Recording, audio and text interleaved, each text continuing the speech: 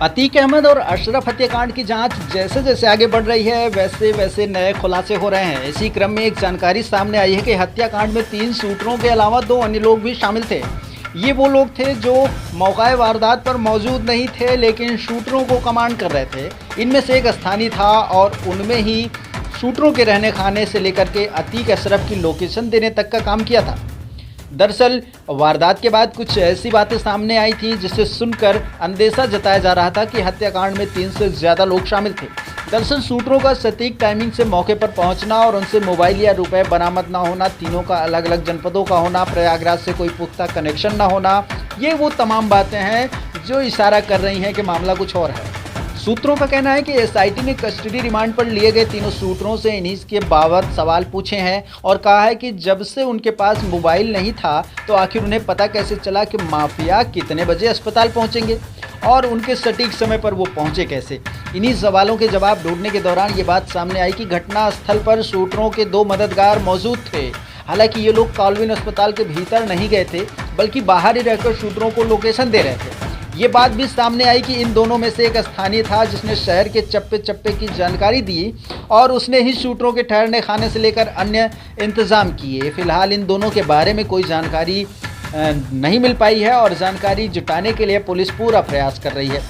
शूटरों से पड़ताल में ये पता चला कि इन्हें इन दोनों हैंडलरों के ही संपर्क में रखा गया था, लेकिन ये नहीं बताया गया कि दोनों हैंडलर किसके कहने पर उनकी मदद कर रहे थे या वो किसी से फ़ोन पर बात करते थे या नहीं। कहा जा रहा है कि हैंडलर के पकड़े जाने के बाद ही पता चल सकेगा कि उनका आका कौन है और किसके कहने पर उन्होंने शूटरों की मदद की। दोनों हैंडलर एक दिन पहले ही शूटर के साथ ही थे। वह उस दिन भी कॉल्विन अस्पताल के पास मौजूद थे जब अतीक और अशरफ को मेडिकल के लिए ले जाया गया था। हालांकि तब मीडियाकर्मी की भीड़ ज़्यादा होने के कारण उन्हें अपना प्लान बदलना पड़ा था। इसके बाद वो बिना वारदात को अंजाम दिए ही वहाँ से वापस लौट गए थे। शूटरों के बारे में ये भी पता चला है कि वो अतीक अशरफ की कस्टडी रिमांड मंजूर होने के बाद प्रयागराज पहुंचे थे, जिसके बाद उन्होंने धूमनगंज थाने के आसपास भी रेकिंग की। इसके अगले दिन यानी कि 14 अप्रैल को वो धूमनगंज क्षेत्र में ही घूमते रहे। रात में जब अतीक अशरफ को लेकर धूमनगंज पुलिस कौसाम्बी के महगांव की ओर गई थी तो उन्होंने वहां जाने की कोशिश की, लेकिन पुलिस के अचानक लौटने से उनकी प्लानिंग फेल हो गई। इसके बाद जब दोनों को लेकर पुलिस मेडिकल के लिए कॉल्विन पहुंची तो वो नाकाम हो गए। इसके बाद फिर मौके की तलाश में लग गए थे। यानी कि 2 से 3 बार नाकाम होने के बाद इन शूटरों ने अपने प्लान को अंजाम देने के लिए फिर किसी नए प्लान की तलाश की और उसके बाद अतीक अहमद और अशरफ को मौत के घाट उतार दिया।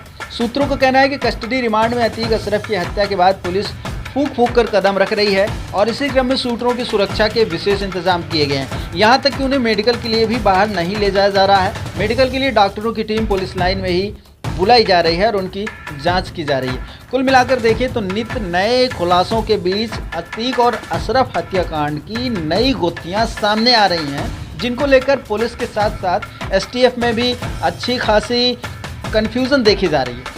तो देखा ये जाए तो इस कांड में जब से ये हत्याकांड हुआ है उसके बाद से एक तरफ तो सियासी पारा गर्म है और दूसरी तरफ पुलिस इस गुत्थी को सुलझाने में लगी हुई है कि आखिर इन शूटरों को किसने मदद की, कैसे वो प्रयागराज पहुंचे, उनको आर्थिक सहायता किसने दी और अतीक और अशरफ को मारने का प्लान आखिर उन्होंने बनाया क्यों। आखिर उनसे क्या ऐसी दुश्मनी थी कि उन्होंने मौके पर पहुंचकर इस तरह की ताबड़तोड़ गोलीबारी की, जिसको लेकर के अब कानून व्यवस्था पर भी सवाल उठाए जा रहे हैं।